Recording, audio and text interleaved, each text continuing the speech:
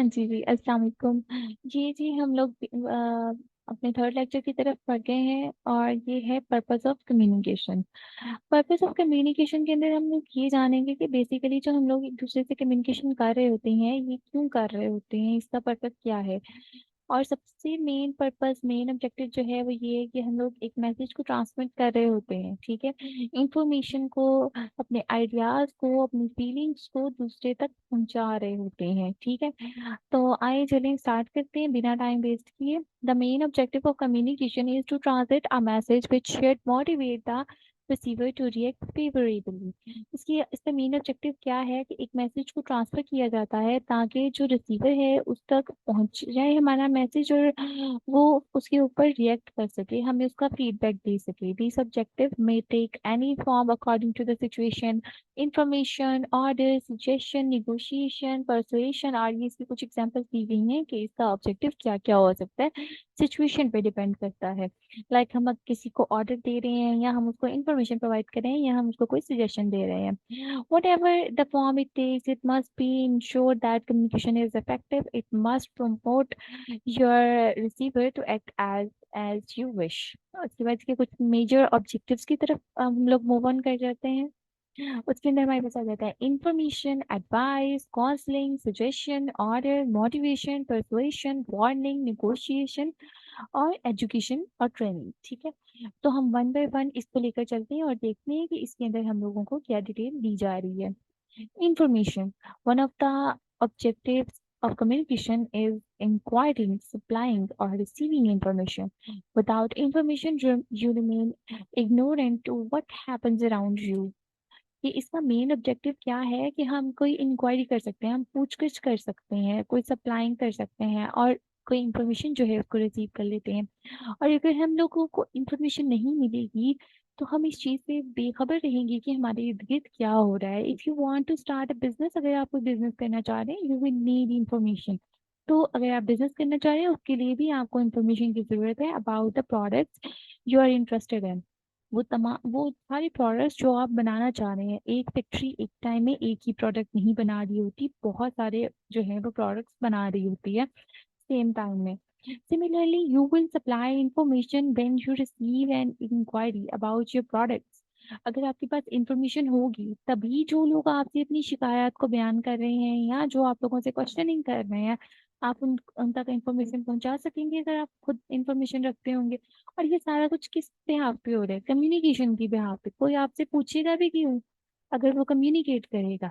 अगर आप किसी को आगे से आंसर कर रहे हैं तो किस तरह से? कम्युनिकेट करके। Information forms the basis of communication, ठीक है। ये बेसिकली बेस में आ जाता है कि इंफॉर्मेशन की जो फॉर्म है ये बेस होती है कम्युनिकेशन की।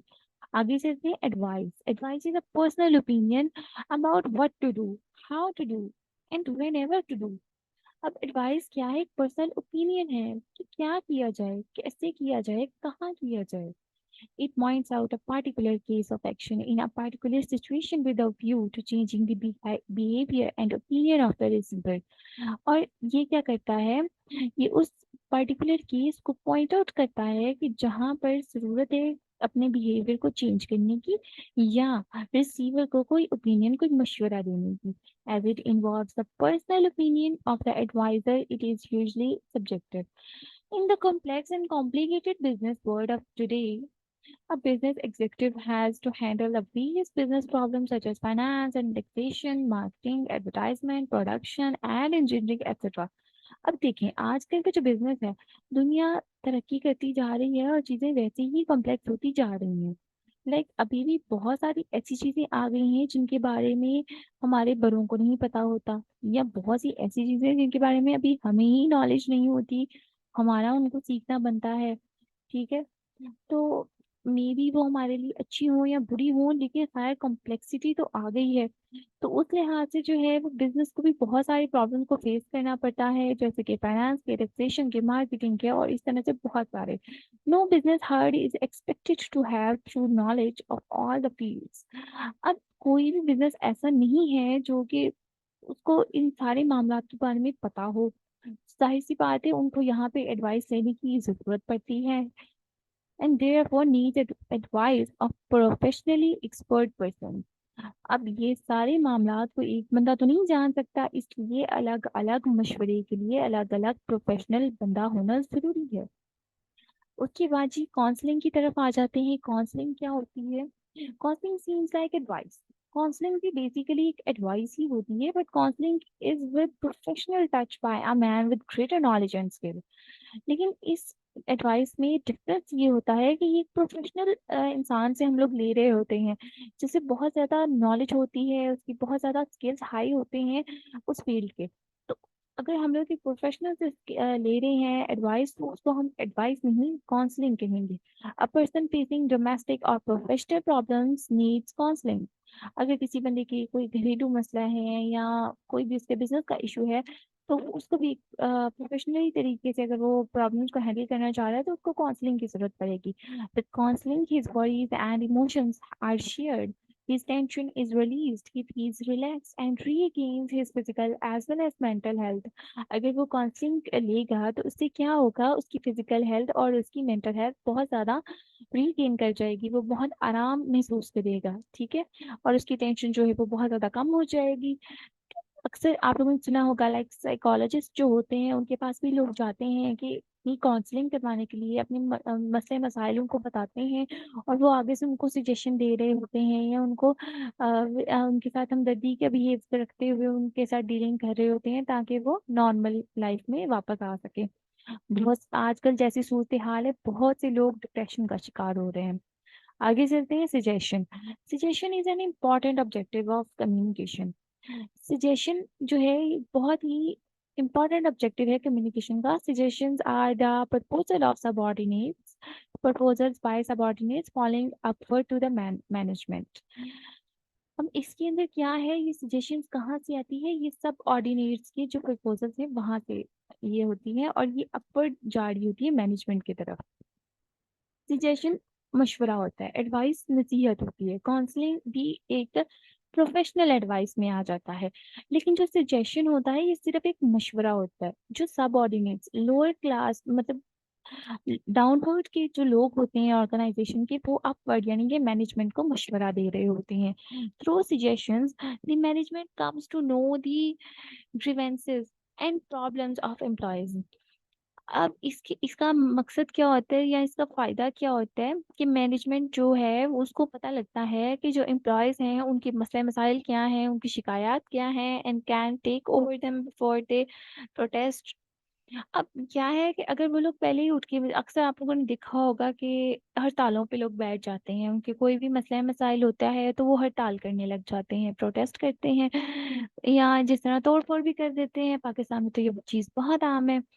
तो इस सब से क्या है कि जब मैनेजमेंट को इस सारी सिचुएशन का आइडिया हो जाएगा कि इनके मसले मसाइल क्या हैं, इनके कंप्लेंट्स क्या हैं, या इनको ठंडा पानी नहीं मिल रहा, या इनको पेमेंट टाइम पे नहीं हो रही, इनके जो भी मसले हैं वो उनको पहले ही जान लेंगे, इस तरह उनसे सजेशंस लेके। तो जब उनको पहले ही पता लग जाएगा तो एम्प्लॉयज को प्रोटेस्ट करने का मौका ही नहीं मिलेगा। मैनेजमेंट इसको अपने तौर पर पहले से डील कर लेगी। Sometimes their suggestion help in improving some business affairs. और कभी कभी उनके मशवरे इतने अच्छे होते हैं कि वो बिजनेस अफेयर्स को भी इम्प्रूव करने में काफी मददगार साबित होते हैं। उसके बाद आगे चलते हैं। Order. An order is the directive issued by the higher authorities to subordinates specifying to do or to refrain from doing some action। अब ऑर्डर क्या है? ऑर्डर जो है वो, अभी हम लोगों ने सजेशन देखा जो कि डाउनवर्ड टू अपवर्ड जा रहा था। अब हम ऑर्डर की बात कर रहे हैं जो कि अपवर्ड टू डाउनवर्ड आ रहा है। इसमें क्या है, इसके अंदर बताया जाता है कि आपने क्या करना है और क्या करने से बाज रहना है। ठीक है, बेसिकली ऑर्गेनाइजेशन में यही ऑर्डर होते हैं कि आपने क्या करना है और आपने क्या नहीं करना है। Order is always an internal and downward communication as it flows from higher management to subordinates. ठीक है जी। आगे मोटिवेशन। अक्सर आप लोगों ने देखा होगा कुछ लोग हैं जो मेंटोरशिप कर रहे हैं, मोटिवेशन की साइड पे लोगों को लेके आ रहे हैं। लाइक स्टडी करते हुए भी आप लोगों को मोटिवेशन की बहुत ज्यादा जरूरत पड़ती है कि कुछ ऐसा हो जाए जिससे कि हम लोग मोटिवेट रह सकें, हम लोग इस चीज पर रह सकें कि जो गोल हमें अचीव करना है, हाँ भी हम वहां तक जा सकते हैं। ये जो हमारे अंदर की आग है ना, इसको कहते हैं मोटिवेशन। और मोटिवेट भी कोई बंदा आपको किस तरह कर सकता है, जब वो आपसे कम्युनिकेट करेगा। कम्युनिकेट करेगा तभी तो मोटिवेट करेगा। Motivation inspires and urges a man to work and proceed to the organizational goals. While motivating his subordinates, the business manager's position is not the same as in case of order. In motivation, he plays the role of a sympathetic guide. अब इसके अंदर वो क्या बता रहा है कि ये मोटिवेशन सिर्फ ऐसे नहीं है कि जो मोटिवेशनल स्पीकर्स हैं उनके बारे में यहाँ पे डीलिंग नहीं कर रहा वो। यहाँ पे हम जैसे कि ऑर्गेनाइजेशन की बात कर रहे हैं तो यहाँ पे बात हो रही है बिजनेस मैनेजर्स की, जहाँ ऊपर वो ऑर्डर दे रहे थे कि आपको ये करना है और आपको ये नहीं करना। यहाँ पे वो आपको ऑर्डर का केस नहीं है, यहाँ पे वो आपको ऑर्डर नहीं दे रहे, यहाँ पे वो बहुत ही रहम दिल और हमदर्दी करने वाले गाइड की सूरत में आप लोगों को मोटिवेट कर रहे हैं कि आपको ये नहीं करना चाहिए, आपको ये करना चाहिए। It cultivates healthy and harmonious relations among people at work. और इससे क्या है कि वो बहुत अच्छे ताल्लुकात जो है वो लोगों के साथ कायम कर लेते हैं। Motivation is possible in the atmosphere of trust and understanding, not under coercion or conf- confrontation. इसके अंदर क्या है कि जो मोटिवेशन है ना ये इस एटमोसफेयर में होती है कि जहाँ पे आपको अगले बंदे के ऊपर यकीन हो, आप उसकी बात को समझ रहे हो। लाइक मोटिवेट तभी होंगे आप जब आप अगले की बात को समझेंगे। अगर आप अगले की बात को समझेंगे ही नहीं, आपको अगले पर यकीन ही नहीं होगा, तो आप क्यों सुनेंगे उसकी बात। अगर वो आपको जबरदस्ती कह रहे हैं कि नहीं आपने ऐसे ही करना है, तो आप कैसे मोटिवेट होंगे, आप नहीं हो सकते। हर चीज का एक तरीकाकार होता है ना। आगे चलते हैं परसुएशन। ये क्या होता है जी। Persuasion is an act of influencing to change one's behaviour. Motivate करते हुए आप दूसरों की एग्जाम्पल देके बात करके अगले को मोटिवेट कर देते हैं, ठीक है। ऐसे ही होता है ना कि लाइक जो कामयाब है आप उसकी एग्जाम्पल लेंगे और फिर आप अगले बंदे के दिल में भी आएगा यार मुझे भी कामयाब होना है, ठीक है, मैंने तो बस खत्म कर देना है, आज मैंने कुछ करके ही उठना है। और ये तकरीबन एक आधा दिन 24 आवर्स तक की मुश्किल रहती है ये मोटिवेशन, और अगेन अगले दिन आपको मोटिवेशन की जरूरत पड़ जाती है। लेकिन परसुएशन जो है वो इससे डिफरेंट होती है। इसके अंदर क्या है, ये एक ऐसा एक्ट होता है जो कि अगले के बिहेवियर को बिल्कुल ही चेंज कर देता है, उसकी सोच को, उसकी एहसास को, उसकी जितना जो यकीन होते हैं उन सबको चेंज कर देने वाली चीज होती है। Through effective persuasion people change themselves unconsciously. और इससे क्या होता है, लोग अपने आप को इस तरह बदल लेते हैं कि उनको भी नहीं पता चलता वो किस तरह से बदल गए। In business persuasion is an effective tool to influence the customers. और इसके अंदर क्या है, यहाँ पे बिजनेस में ये कहाँ यूज होती है परसुएशन, कस्टमर्स के ऊपर इसको अप्लाई किया जाता है। The seller persuades the buyer to buy the products by telling them the remarkable benefits they can get. इसके अंदर क्या है कि एक सेलर जो सेल्समैन है वो क्या करता है, वो अपने कस्टमर्स को इस तरह से उसके फायदे बता रहा होता है कि एक बंदे ने वो चीज नहीं भी लेनी है वो फिर भी मजबूर हो जाएगा, यार चीज ही बहुत अच्छी है, इसका तो फायदा ही बहुत है, इसके बगैर तो सांस नहीं आनी मुझे, मैं तो ये लेके ही जाऊं। ये होती है परसुएशन, कि अगले को पता भी नहीं चलता और वो चेंज हो जाता है कि वो लेने कुछ आया होता है लेके कुछ चला जाता है, ठीक है। वो एक चीज लेने आया होता है 10 चीजें लेकर चला जाता है। तो ये होती है परसुएशन। इसके अंदर कोई मोटिवेट तो नहीं किया उसने कि लाइक वो एक फलां बंदा आया था वो लेके गया था तो ऐसे हुआ था तो वो सोचे मैं भी लेके जाऊं, ऐसा नहीं होता। वो डिफरेंट तरीकों से उसके फायदे और नुकसान तो बताते हुए कि आप जो प्रोडक्ट ले रहे हैं ये इतना अच्छा नहीं है, जो प्रोडक्ट मैं आपको दूंगा ये बहुत अच्छा है। तो वो बंदे को पता ही नहीं लगता है कि मैं तो कोई और प्रोडक्ट लेने आया था तो मैं तो ये लेके जा रहा हूँ, उसको बाद में अचानक से याद आता है कि यार मैं तो कुछ और लेने आया था। चलें जी आगे चलते हैं। Warning. Warning is informing about the unpleasant consequences if certain course of action is not given up or changed. Warning क्या होती है, खबरदार करना अगले को, अगले को बताना कि रुक जाओ आगे खतरा है, ठीक है। ये होती है warning. Such course of action में भी long absence from duty, mishandling material और machinery negligence, misbehaving others, disobeying orders etcetera.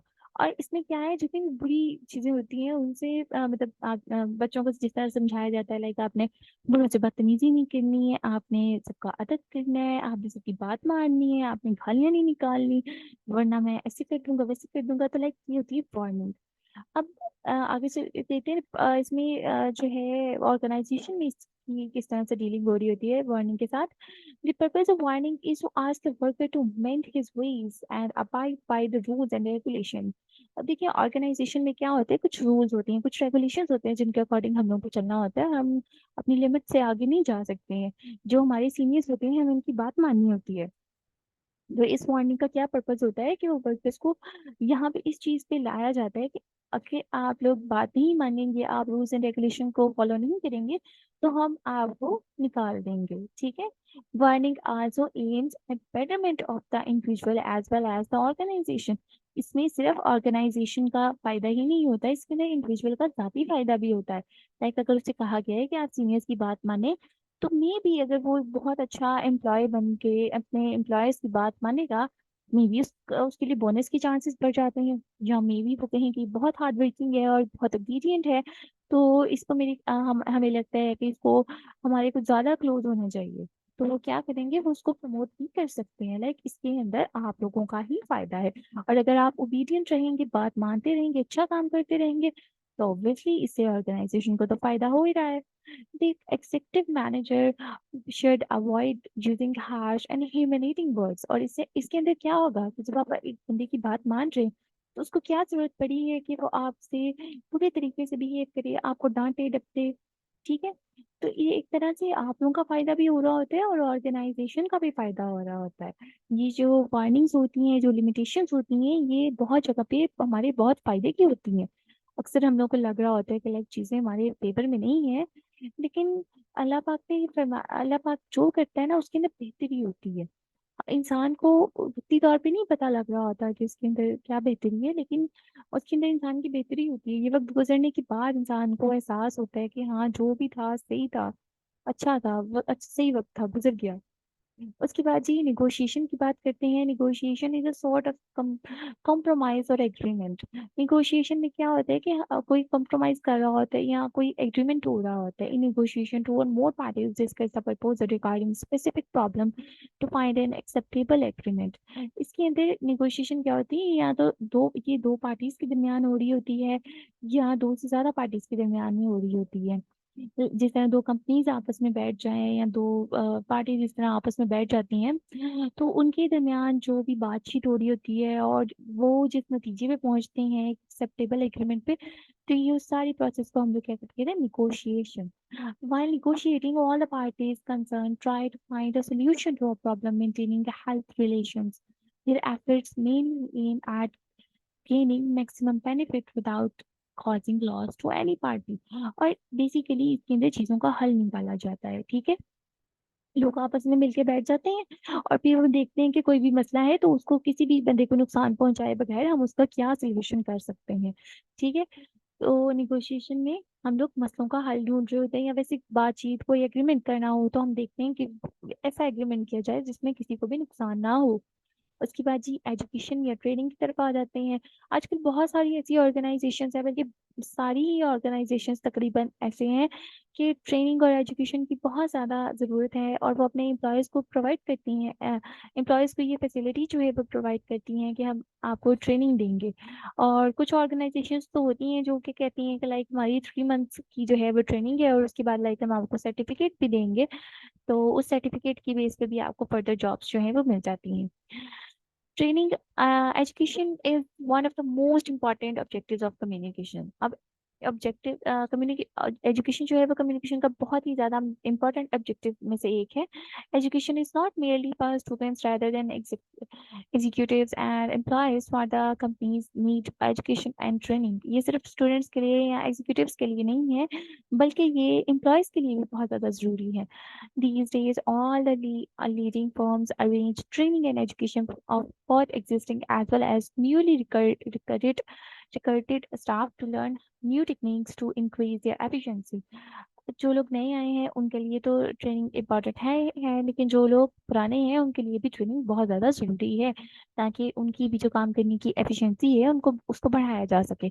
Besides, through mass media like television, radio, newspaper, business organizations educate the people about the utility and benefits of their products। तो इससे क्या होता है कि जो इस तरह ट्रेनिंग और एजुकेशन से जो ऑर्गेनाइजेशन है वो डिफरेंट मीडिया को यूज करते हुए भी अपने एम्प्लॉयज को ट्रेनिंग दे रही होती हैं, जिस तरह वो टेलीविजन, रेडियो, न्यूज़पेपर वगैरह का यूज कर लेती हैं। ठीक है। तो ये था जी हमारा आज का लेक्चर, और इसके बाद जो है वो हम लोग देखेंगे प्रोसेस कम्युनिकेशन को। कि अगर आप लोग इसको पहले से पढ़ना चाहें तो आप लोग पहले से पढ़ सकते हैं, ताकि आपको समझने में आसानी हो, और जो भी आपके सवालात हैं वो आप हमें नीचे कमेंट बॉक्स में बता सकें। जहाँ से आप लोगों को ना समझ आई हो, आप नीचे कमेंट बॉक्स में बता सकते हैं। बाकी आप हमारे चैनल के अबाउट में जाएंगे, वहाँ पे आप लोगों को हमारी वेबसाइट का जो है वो लिंक प्रोवाइड किया गया है। वहाँ पे जाके आप उसमें साइड बटन में जाएं, आपको एक कॉन्टेक्ट फॉर्म जो है वो मिल जाएगा। आपका कोई भी मसला हो तो आप साथी तौर पर भी हमसे रब्ता कर सकते हैं। तब तक के लिए अल्लाह हाफिज, मिलते हैं अपने नेक्स्ट लेक्चर में।